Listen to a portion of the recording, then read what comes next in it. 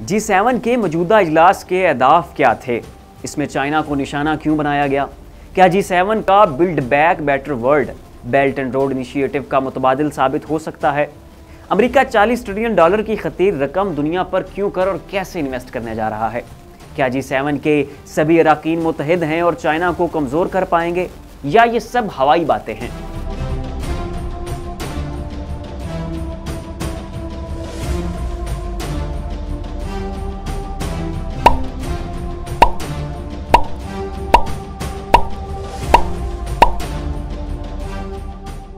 नाज़रीन अस्सलाम वालेकुम, आप देख रहे हैं IMTV और मैं हूं आपका मेज़बान गालिब सुल्तान। नाज़रीन 12 जून को G7 ग्रुप के ममालिक बरतानिया के खूबसूरत इलाके कॉर्नवेल में एक समंदर किनारे जमा हुए, जहां इन्होंने मजमूई तौर पर चाइना की तरक्की को निशाना बनाया और चाइना के खित्ते में बढ़ते हुए असर व रसूख को रोकने के लिए मनसूबाबंदी की।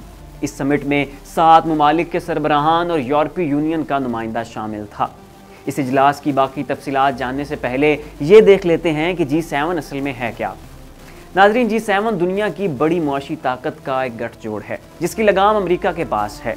लफ्ज़ G7 group of 7 industrialised nation का मजमुआ है।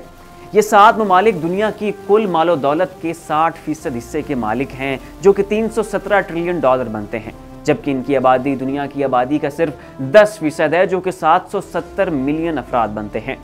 अब चूंकि इनकी आबादी बहुत कम है और पैसा बहुत ज़्यादा है, लिहाजा इनका मानना यह है कि दुनिया के तमाम फैसले ये करेंगे। ये मुल्क खुद को जमहूरियत का चैंपियन मानते हैं और ख़ुद को पूरी दुनिया के लिए रोल मॉडल समझते हैं। G7 का क़याम 1973 में अमल में लाया गया था। तब से लेकर अब तक ये इत्तेहाद कायम व दायम है और दुनिया की सियासत में अहम हैसियत रखता है। 1997 में रूस भी इनका हिस्सा बना और G7 से G8 बन गया। 2014 में रूस ने क्रीमिया पर कब्जा किया तो इसे G8 से निकाल दिया गया और इस तरह G8 दोबारा G7 बन गया। इस वक्त G7 में Canada, France, Germany, Italy, Japan, UK और USA शामिल हैं। यूरोपीय यूनियन भी इसका बाकायदा तौर पर हिस्सा है और इनकी तमाम समिट्स में यूरोपीय यूनियन का नुमाइंदा मौजूद होता है। ये तो थी इसकी मुख्तसर सी तारीख। अब हम बात कर लेते हैं G7 के इस हालिया समिट के एजेंडे के बारे में। नाजरीन, चाइना दुनिया की मुआशी ताकत बन चुका है। सारे ममालिक इसे दुनिया की नई मुआशी ताकत के तौर पर तस्लीम कर चुके हैं। चाइना ने अपनी मुअस्सर और बेहतरीन पॉलिसियों से यह बात भी साबित कर दी है कि वो दुनिया को लीड कर सकता है। उसने खित्ते में अमेरिका बहादुर की तरह कहीं भी कोई जंग नहीं छेड़ी है। उसने दुनिया के हर मसले में मुस्बत किरदार अदा करने की भरपूर कोशिश की है। इसी बिना पर दुनिया चाइना को अपना रहनुमा मानने को तैयार है। चाइना ने बेल्ट एंड रोड इनिशिएटिव से पूरी दुनिया पर मुआशी हुक्मरानी का नक्शा खींचा है, जिसमें उसने इस वक्त 100 से ज़ायद ममालिक शामिल कर लिए हैं। एशिया में अमेरिका के 2 बड़े इत्तेहादी साउथ कोरिया और भारत भी चाइनीज़ मसनूआत के बड़े खरीदार हैं। ये 2 ममालिक अमेरिका के सगे हैं और इन्हें वो चाइना को चैलेंज करने के लिए अपने साथ रखे हुए हैं। लेकिन ये 2 अहम इत्तेहादी भी चाइना से प्रोडक्ट्स खरीदे बगैर जिंदा नहीं रह सकते। 2013 से पहले अमेरिका दुनिया का सबसे बड़ा एक्सपोर्टर था, लेकिन 2013 के बाद से चाइना ने अमेरिका से ये एजाज़ छीन लिया और ख़ुद दुनिया का सबसे बड़ा एक्सपोर्टर बन गया। तब से लेकर अब तक ये इम्तियाज़ चाइना के पास ही है और मुस्तकबिल में भी इसके पास ही रहेगा। चाइना ने अफ्रीका में आसान शराइत पर कर्जे देकर वहाँ अपने पंजे गाड़ लिए हैं और ये पंजे ऐसे गड़े हैं कि अब अशरों तक चाइना को अफ्रीका से नहीं निकाला जा सकता। एशिया में तो हर तरफ चाइना ही चाइना है। एक वक्त था जब यूरोपीय यूनियन का सबसे बड़ा सप्लायर अमेरिका था। चूंकि यूरोपीय यूनियन की ज़्यादातर खरीदारी अमेरिका से जुड़ी थी तो यूरोपीय यूनियन अमेरिका के ज़ेरे असर था। लेकिन अब ऐसा नहीं है, क्योंकि यूरोपीय यूनियन का सबसे बड़ा सप्लायर चाइना बन चुका है। जी हाँ नाजरीन, 2020 में चाइना ने अमेरिका से ये फ़ख्र भी छीन लिया और चाइना यूरोपीय यूनियन का सबसे बड़ा ट्रेड पार्टनर बन गया।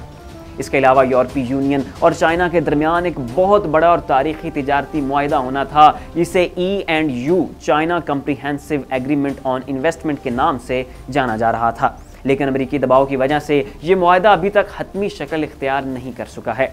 लेकिन मुस्तकबिल में ये मुआहिदा तकमील पा जाएगा, क्योंकि यूरोपीय यूनियन ने अपने मफादात का तहफ़्फ़ुज़ करना है। उन्हें इस बात से अब मज़ीद कोई सरोकार नहीं रहा कि अमेरिका दुनिया की सुपर पावर बना रहे, लिहाजा वो अमेरिकी ज़िद की वजह से अपना तिजारती नुकसान नहीं करेंगे। वैसे भी अमेरिका खुद चाइनी मसनूआत का बहुत बड़ा खरीदार है। 2018 में चाइना और अमेरिका के दरमियान $660 मिलियन की ट्रेड रही। इस ट्रेड में चाइना ने अमेरिका से सिर्फ $120 मिलियन की चीज़ें खरीदी, जबकि अमेरिका ने चाइना से $540 बिलियन की चीज़ें दरामद की। तो इस तरह अमेरिका का चाइना के साथ ट्रेड डेफिसिट 420 बिलियन डॉलर का रहा। तो जब खुद अमेरिका का ही चाइना के बगैर गुजारा नहीं है और ये खुद चाइना का मकरूज है, तो फिर ये दूसरे ममालिक को चाइना से तिजारत से क्यों कर रोक सकता है? और अगर रोकेगा भी तो कोई भी मुल्क अमेरिका की बात भला मानेगा क्यों? लिहाजा जब अमेरिका खुद चाइना से तिजारत कर रहा है तो यूरोपीय यूनियन कब तक अमेरिका के कहने पर चाइना से अपनी तिजारती मुआहदे मुअत्तल रखेगा? तो यूरोप चाइना से कभी भी अपनी तिजारत मुअत्तल नहीं करेगा। नाज़रीन, ये है चाइना की वो कामयाबियां जो अमेरिका बहादुर से हजम नहीं हो रही हैं और वो चाइना की मुखालफत में वाज़े तौर पर उतर आया है। G7 का हालिया इजलास चाइना की इन कामयाबियों को छीनने के लिए मुनक़िद किया गया था। इस इजलास का एजेंडा ये था कि चाइना की इकोनॉमिक पॉलिसीज करप्ट हैं, चाइना इंसानी हकूक़ की खिलाफ वर्जियाँ करता है, ये एक शफाफ मुल्क नहीं है, लिहाजा दुनिया में चाइना के बढ़ते हुए नफूस को रोका जाए और जिन जिन ममालिक के साथ चाइना के तजारती ताल्लुकात हैं वो चाइना से कर्जे ले रहे हैं, इन सब ममालिक को G7 ममालिक कर्जे दें और चाइना से जुदा कर दें। मजीद G7 ममालिक ने कोरोना के ओरिजिन पर तहकीकात के लिए चाइना से मुआयने की इजाज़त का मुतालबा किया है। इस सारी गेम को बिल्ड बैक बेटर वर्ल्ड या B3W का नाम दिया गया है और इसे चाइना के गेम चेंजर मंसूबे बेल्ट एंड रोड इनिशिएटिव का मुतबादिल कहा जा रहा है। G7 ममालिक ने 40 ट्रिलियन डॉलर की खतीर रकम चाइना की तजारती कामयाबियों को रोकने के लिए मुख्तस की है। ये पैसे चाइना से वाबस्ता ममालिक को चाइना से दूर करने के लिए इस्तेमाल किए जाएंगे।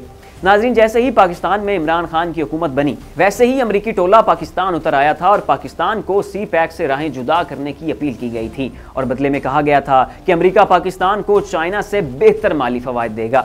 CPEC BRI का फ्लैगशिप प्रोजेक्ट है जिससे चाइना को तो बेतहाशा माली फ़ायदा होगा ही, लेकिन ये साथ पाकिस्तान की भी काया पलट देगा।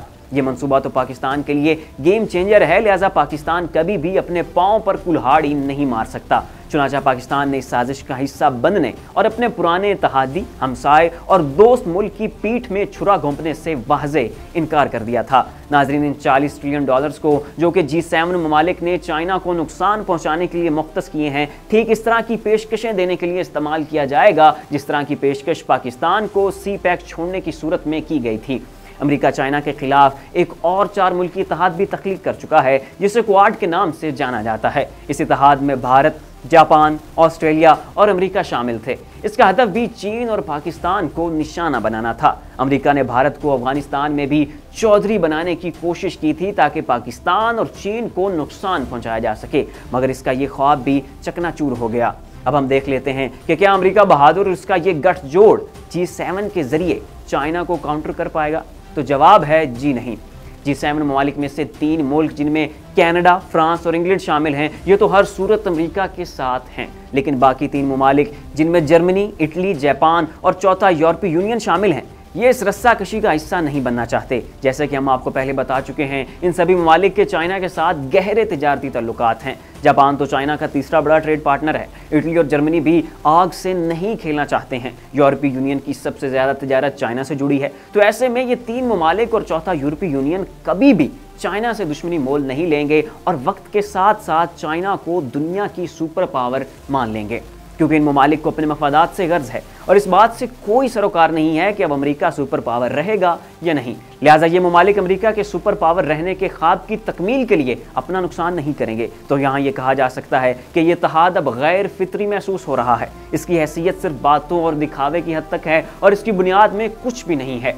मुमकिन है आने वाले चंद अशरों तक चाइना की बढ़ती तिजारत की वजह से अमेरिका अपने ये इत्तेहादी भी गंवा बैठे और ये इजलास महज अलामती शक्ल इख्तियार कर जाएं। तो नतीजा ये है कि बिल्ड बैक बेटर वर्ल्ड या B3W कभी भी बेल्ट एंड रोड इनिशिएटिव का मुतबादिल नहीं बन सकता। G7 की मजम्मत में चाइना ने अपना जवाब देते हुए कहा है कि वो वक्त गया जब छोटे से चंद ममालिक दुनिया के फैसले करते थे। बीजिंग का मजीद कहना था कि G7 ममालिक हक़ाइक़ को देखें, सूरत हाल को समझें, हमारे अंदरूनी मामलात में मुदाखलत ना करें और हमारे मफादात को नुकसान ना पहुँचाएँ।